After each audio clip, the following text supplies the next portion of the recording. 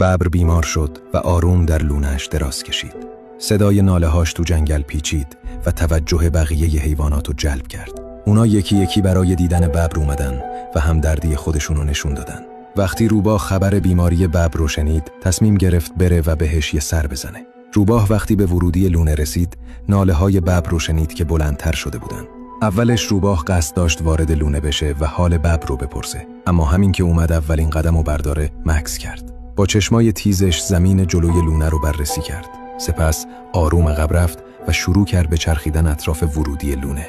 ببر متوجه شد که روباه بیرون ایستاده و با لحنی آمیخته به سرزنش صداش زد: روباه، این همه راه تا اینجا اومدی، چرا نمیای داخل؟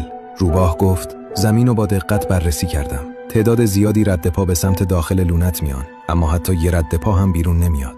بگو ببینم چطور میتونم همچین ریسکی کنم و بیام داخل؟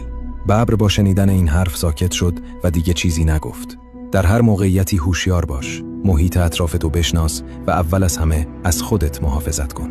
مهربونی نباید به قیمت در خطر افتادنت تموم بشه.